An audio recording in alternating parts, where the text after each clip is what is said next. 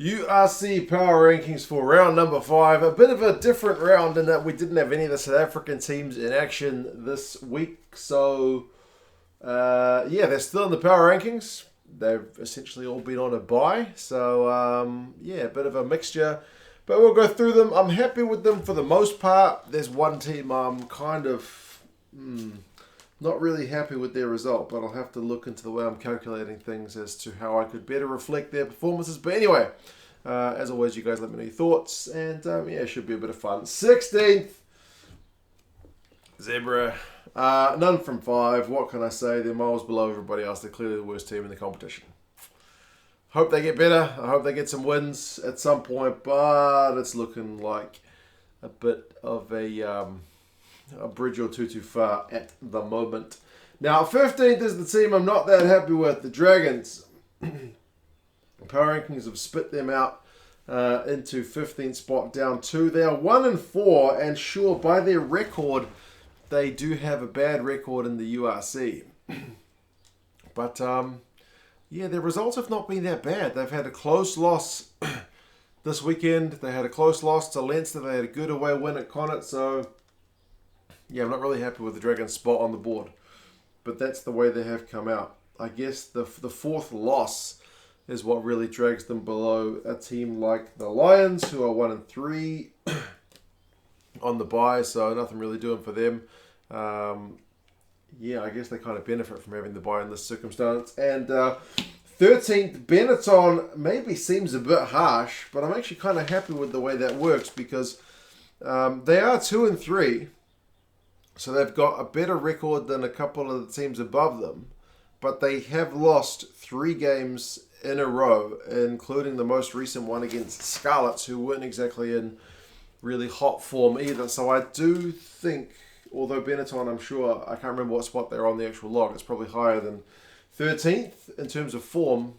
They are not in the best of it. I mean, decent gameplay against Scarlets. But probably should have done a bit better at some point over the last 3 games. I don't know. The Bulls I've got here along with the Sharks. Now, these guys have been on the bye, so there's nothing much doing with them. The Bulls and Sharks have both gone down a spot, but I mean, if you're on a bye, don't worry too much about it. Things will even up as the season goes on. Scarlets are one of the bigger movers. I had them in the bottom row last week. They are up 4 spots. Much needed win for them. They had a bit of a hammering the week before against Leinster away. There's no shame in that because they do that to heaps of teams. But decent win at home for them. Kind of much needed, as I mentioned. And then the Stormers are the other team who were on the bye. So, that rounds out the bottom 2 rows. Into the top half, Connacht have stormed into the top half, up 4 spots with their big, you call it a home win against Ulster, although they were at the Aviva, so it's kind of a home away from home. But, what can I say? They played one of the undefeated teams and got a massive win over them. So, credit to Connacht. I'm pretty happy with them bouncing back. They are at 2-3. So, it's weird. Like, they've got the same record as Benetton in terms of just wins and losses. They're both at 2-3, but a bit of a contrast in the way they are lining up on the board there. Cardiff are at 7. They've got another win. That's 2 on the bounce for them. 3-2. It was a close win against the Dragons. It wasn't exactly convincing, but defensively they've looked, they've looked like they're able to get through some defensive shifts and get a result when needed. So there you go. Happy days.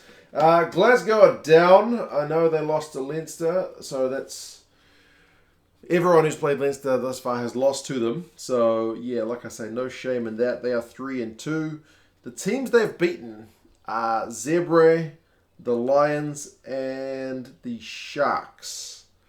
So not exactly teams who are topping the competition yet. So it will be an interesting one to see if they can start knocking over some of the teams who are in a bit higher position, is what I would say for them.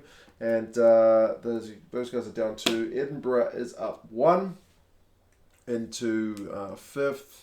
They are 3 wins, a draw, and a loss. It was an away win at Zebre, so not kind of massive boost to them, but an away win is an away win. Maybe that's one thing I need to kind of adjust the weighting for. But anyway, it's that, and they haven't lost since round 2. So yeah, things are looking pretty happy in Edinburgh. Ulster, well, they're down. They are down just the one spot. Bit of a, I don't know if it's a shock loss, because the Irish interprovincial matches are always very tough. But yeah, I don't think anybody saw that margin coming. That's for sure. So yeah, Ulster down one spot. It's been all happy days until this point. They get a bit of a break now, so we'll see how they can kind of bounce back. Munster had them at number 1 last week. They are down 2 spots into 3rd. Disappointing away loss to the Ospreys. Although the Ospreys have been pretty solid this season. They have the same record as the teams in 3 and 4. So Ospreys, yeah, they haven't been getting the bonus points. So in terms of the log, they are lower than I've got them in the power rankings, but they're getting the results, which for mine is kind of all that matters. So yeah, man, a big, not big, 8-point win over Munster.